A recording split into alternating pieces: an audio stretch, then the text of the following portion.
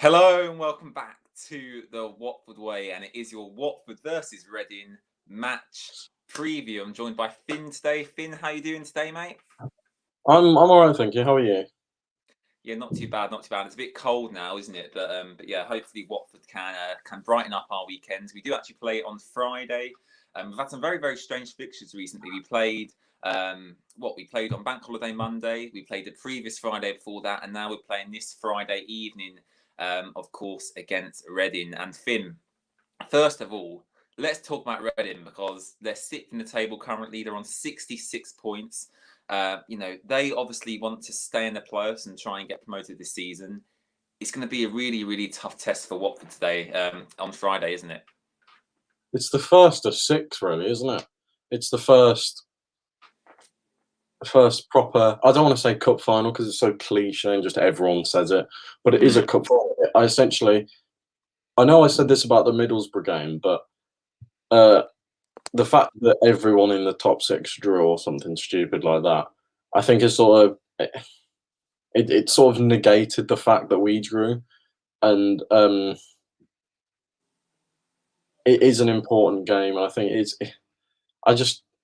I can't stress the importance of it. If we lose, it sets up an extremely tense final five games, which is exactly what we don't want to happen. But if we win, then we go something like 13-10.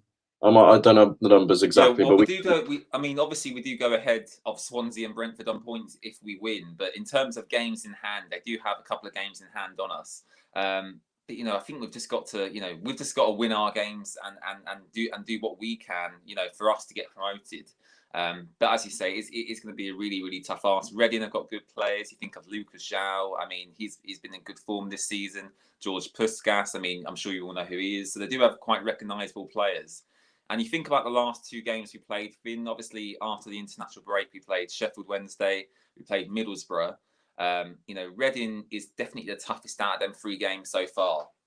But in terms of the performances we've seen so far, Finn, after the international break, me personally, I've not been that impressed. The Sheffield Wednesday game, we won via an own goal. The Middlesbrough game, we were lucky, really, not to lose that game at times. And now we're playing Reading, who are going to offer more of a threat than both Middlesbrough and Sheffield Wednesday did. So how do you view our form after we've come back from this international break, and do you see that as a potential issue moving forward?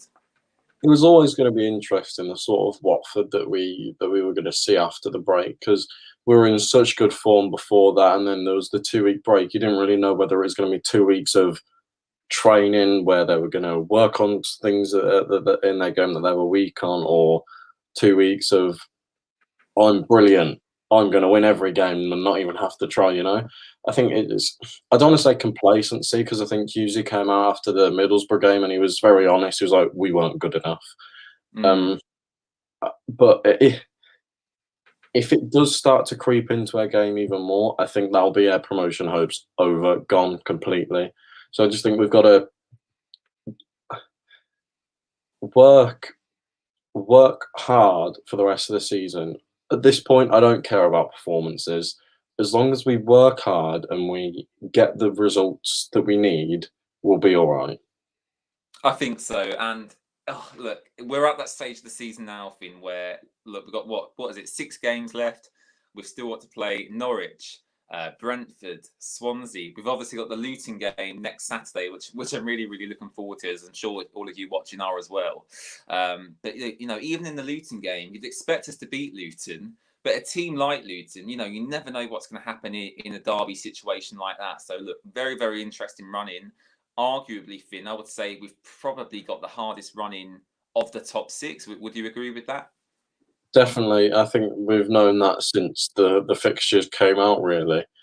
And I think that there's another game that everyone's sort of brushing over. The the Millwall game is a really tough game. And I think everyone's sort of brushing over it because of the fact that we've got the derby, we've got Brentford, Swansea, Norwich, Reading. I think everyone's just brushing over it. And I think people might take it for granted, like, "Oh, we'll win that." But again, that's another thing to do with complacency that we can't let happen. Yeah, absolutely agree. And luckily, Finn, for us, obviously we drew against Middlesbrough, but the results did go our way. Obviously, Swansea Well, Swansea lost, didn't they? Or Swansea drew, I can't quite remember, and Brentford drew as well. So it's good that, I mean, obviously it's unfortunate we didn't win that Middlesbrough game, to make that lead even greater. But it's good that Brentford and Swansea, obviously did also drop points, which obviously helps us. And look, Caroline's saying here, I saw a stat earlier, saying we need 13 points for promotion. I mean, when you say it like that, Finn, it doesn't sound like a lot, but 13 points is what, a win and a draw. So 4 wins and a draw. Sorry, so that's what Watford have to do mathematically, if the other teams don't drop points. So we have. It is a big ask. It is a big ask, and yeah, it's going to be really, really interesting to see how it pans out, Finn. In terms of injury news and what's happening around the club at the moment, Finn. Tom Cleverley still not really. We're not really sure what's happening with him. Zisco Munoz said that he got a knock in training that set him back slightly. Whether he's back for this game, we'll have to wait and see. But what are your thoughts on Tom Cleverley? And if he doesn't return for the next couple of games, do you think that Watford will cope without him quite well, considering the strength and depth we've now got in there? With Dan Gosling, Carlos Sanchez, and with Nathaniel Chalobah, Will Hughes on fantastic form as well. I think we will cope, and I back us, but I don't think it'll be as easy as it would with Close. And that's no disrespect to any of the other players, but we've got players like Dan Gosling, who's essentially, I've said this since he signed, but he's a B-Tech Tom Cleverley. He'll work hard, he'll put in tackles, but his first touch is like a brick wall, and his second touch is always a tackle. I got that off Bournemouth fans. We'll cope with the talent of player with the level of player that we've got in the midfield. We'll cope, but again, it'll be a lot harder than if we had Cleverley. Yeah, I think so. And look, you got Zinkernagel in there, you got Will Hughes in there, Nathaniel Chalobah, as the captain at the moment, he is on fantastic form. Barry Andrew is in the chat. Hope you're doing well, Barry. And he says, how did you feel about the Sarr goal in the last game? I mean, we can quickly touch on that, Finn. And obviously, I mean, it did take the deflection off of Sarr, but it come from a Philip Zinkernagel shot. I think that quite sums up that Middlesbrough game quite well, because we didn't create a lot of opportunities for ourselves. I mean, we had a lot of possession, but our goal come off a deflected effort. So obviously Sarr's up to 10 goals now this season as well. I've not really actually spoke to you since that Middlesbrough game, so we can touch on it now briefly, Finn. How did you see that game, and from your perspective, we should have performed better, shouldn't we? We should have, and I don't know why, but I had this feeling in my head that Balassi was going to score, and I don't know why. I just had it. It was just there. I knew it was going to happen, but I think we didn't turn up really. The goal was lucky. Can I just say, I don't know what they were appealing for when we scored. Like, Sarr was a good. Yeah, so they were appealing for the offside, but obviously on the replay he was literally about 2 or 3 yards onside. So as Finn said, I'm not quite sure what they're appealing for. Yeah, did you see Adam Leventhal tweeted about Adam Leventhal? Sorry, he tweeted and said Neil Warnock was offered to be shown a replay of the goal. Yeah, I saw that. And he elected not to and carried on shouting at people. I saw that. I mean, Neil Warnock is a funny guy, and yeah, I mean, he did make it tough for us against Middlesbrough, but Finn, I think that actually leads me on quite well to the next talking point and how Watford should play against Reading, because I think personally against Middlesbrough, they sat so deep and they were so compact.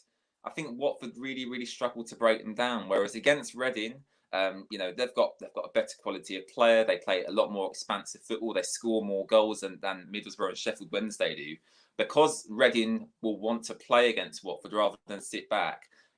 From my perspective, that's going to open up a lot more space for us to hit them on the counter with the likes of Sarr, João Pedro, and Ken Sema if they all play. So do you kind of agree with me there, Finn, about hitting them on the counter and playing more progressive football than we did in previous games?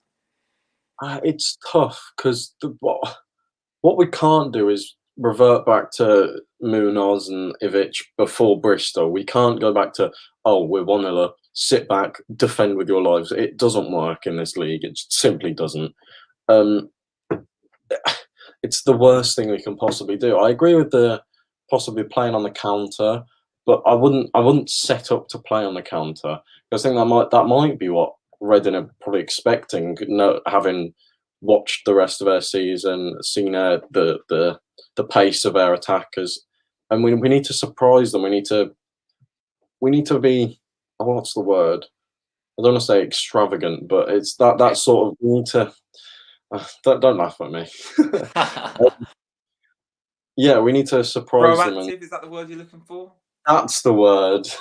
um, yeah, we need to be proactive and surprise them and play our game, which is probably not what they're expecting. I think so. I think so. And look, it is. I feel like we keep repeating ourselves, but it is going to be a really, really tough game. And for me, I mean, we've said it all season. This game's going to be a turning point. This game's a huge game in our season. But I think against Reading, like this is the turning point. Like we obviously drew against Middlesbrough. We got a really, really lucky win against Sheffield Wednesday via an own goal.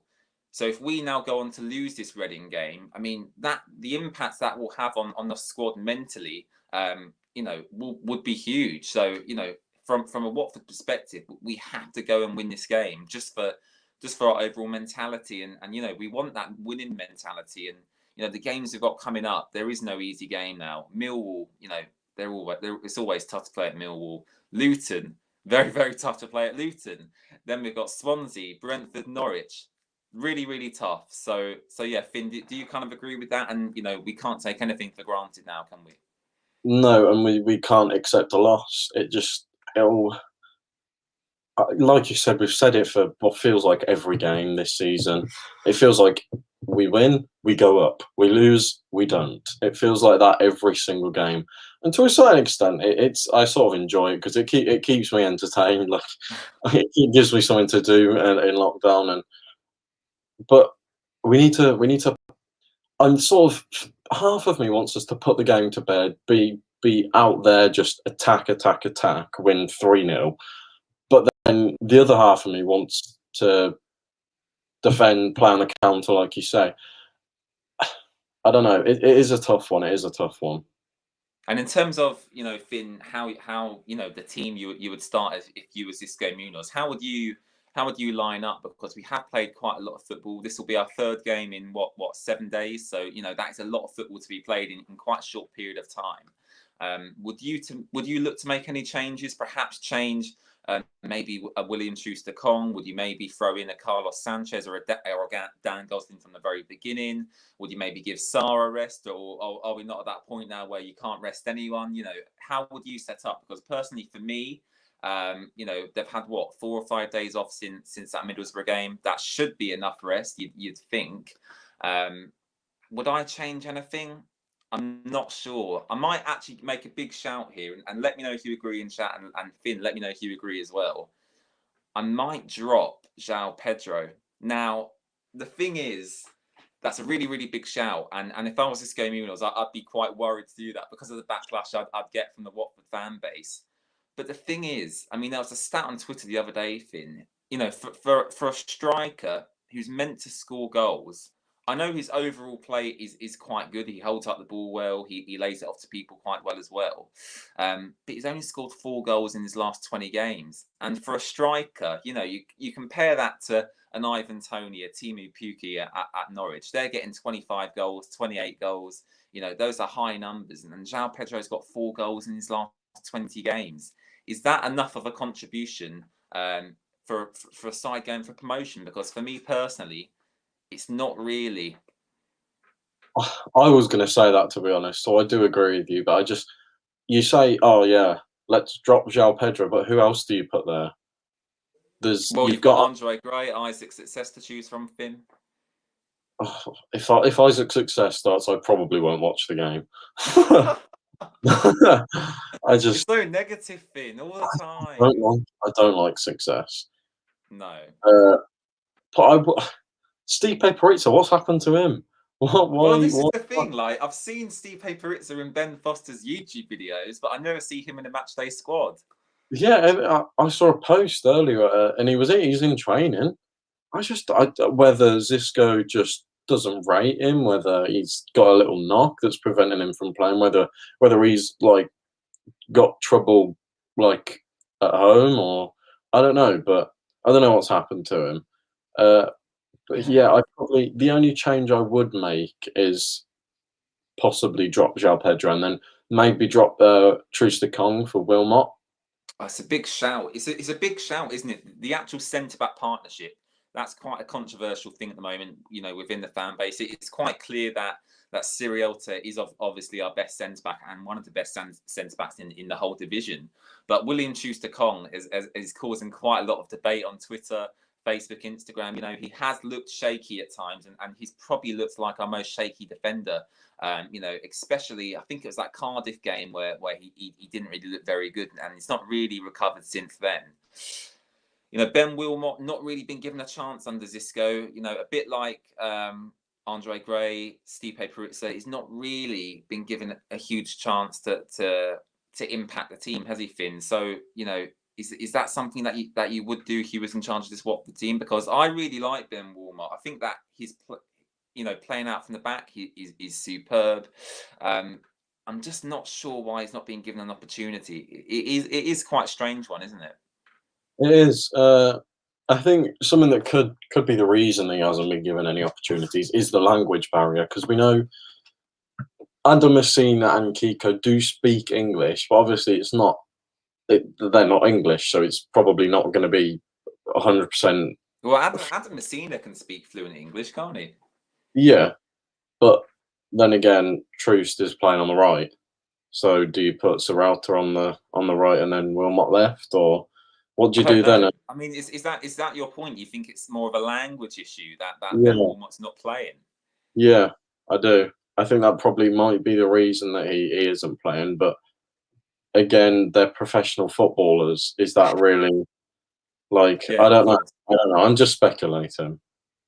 No, it is an interesting one, and I think that Xisco Munoz, he definitely has his favourite players. That's quite evident from his team selections. You know, the use of Ben Wilmot has been, you know, very, very, very poor in my opinion since he's come in. Same with Stipe Perizza. We've seen what Perizza offers. Really, really good player, you know, in my opinion and in your opinion, Finn. But it's just, I don't know why he's not even making the substitute bench. I'm not quite sure why we're persisting with Isaac's success when we've got Stipe Perizza, who showed he's a quality player in this division. He can hold up the ball well. You know, he's scored a couple of goals for us, albeit he's been unlucky with injuries. I don't. I'm getting on to a bit of a rant here, but I don't know why we keep persisting with Isaac's success. He's been here for such a long time. Success. He's had his off-field issues and his on-field issues. You know, his off-field issues, you know, that's just from him being young. But in terms of on-field, he's not performed up to standard. I mean, success costs £12.5 million. He's not a £12.5 million player, is he? And I don't think it's ever going to work for him in a Watford shirt. He's been here for what, 4 or 5 years now. I'd look to shift him on in the summer. You know, if you are going to keep Perizza, keep him as a backup, a good backup option. But yeah, I mean, it's just very, very interesting how we're going to set up against Reading. And obviously the following week, we've got Luton as well. So lots of decisions to make. Cormac saying he'd like to see Cabs come back in again. I mean, maybe you could do that, Finn, rather than Ben Wilmot coming in.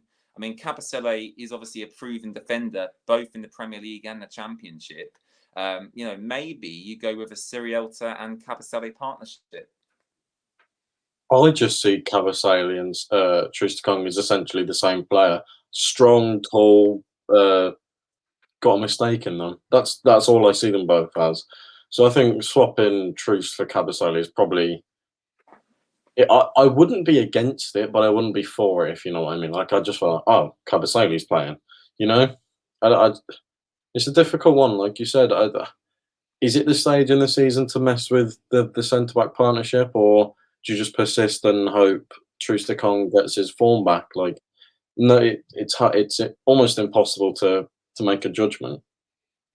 It is, and yeah, as I said, it's really, really difficult for us to sit here and decide the team, and I'm sure it's difficult for Xisco as well. Let me know some of your thoughts in the comments below before me and Finn leave you guys. We're happy to take a few of your questions about the game and about our running for the rest of the season in general. Yeah, very, very interesting game. Hopefully we can get the win. Finn, You're always very, very negative, but I'm going to come to you first for a score prediction. It is a home game. We're very, very good at home this season. We've got the best home record in the country, Finn. Surely you're going to be predicting the Watford win, right? Am I going to get removed from the stream if I don't? No, no, no. I will never do that to you again. The embarrassment that caused you was too much. Yeah, I'm going to go with 1-1. 1-1. I mean, I I'd say. I mean, that is likely to happen just because of the quality of team we're facing. But I hope it doesn't happen. And of course, I'm probably going to go with a 2-0 Watford win. I'm always very, very positive, and I'm going to go with who's going to score. Andre Gray to score, and I reckon Kiko Femenia will score as well. So there you go. That is my score prediction. Can I just the most out there score? Kiko hasn't scored all season, and Andre Gray's only scored against relegation teams. Let me have my chance in the London match. What are you doing? Caroline's gone with a 3-0 to Watford. Barry Andrews saying Klebs will score a hat-trick, but obviously we're not sure if Cleverley will actually play yet, but if he did, that would be great to see. 4-0 there from Barry. Thibault's going for 2-1. Jesus is happy that I've said Andre Gray to score. I know Jesus loves Andre Gray, so that's good to see. And yeah, very, very interesting, Finn. In terms of how the rest of the season is going to pan out, in your opinion, 6 games left to go. As Caroline said earlier, it is only about 13 points for us to get promoted now. Doesn't sound like a lot, but can we do it? Can we get promoted back to the Premier League? Norwich are running away with the league, obviously, so forget about that. But can we get that second place position in your opinion? I think we can, but I don't think the rest of the top 6 will be what's expected. So do you think that maybe Norwich will drop out the top 6? Maybe Middlesbrough or Cardiff might sneak in there? I reckon the top 3 will be Norwich, then Watford, then Barnsley, then Brentford, and then Swansea. Barnsley's a good shout, actually, because they're on. I mean, you know what? Barnsley have kind of come from nowhere. Like around December time, I started seeing people talking about Barnsley. I was like, who are there for Barnsley? But yeah, they've kind of shot up the table on a really, really low budget actually at Barnsley. So that's always good to see. And yeah, Cormac saying the boys are going up. Finn, do you agree with Cormac? Are we going to be sitting here in a few weeks' time having a promotion party? No, I'm joking. I don't know. It's too tough to say. I don't want to say yes or no, because if I say yes, then I'm going to jinx it. And if I say no, then I'm going to be, I don't know, attacked for being negative. You are very, very negative, Finn. Always. I think you need to low and never be disappointed.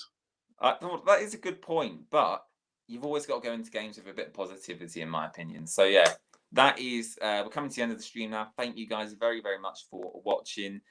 Sorry we're a little bit late. I was just sorting something out before we started, and we will be back on Friday for your Watford versus Reading match watch along. So make sure to tune in for that. Finn might be there, he might not be there. We're not sure yet. Hopefully he will be, but we'll have to wait and see. Finn, where can everyone follow you on social media? Watford FC Hub on Instagram, Twitter, and I have just set up a YouTube channel. I haven't got any videos, but I mean, you can subscribe if you want to.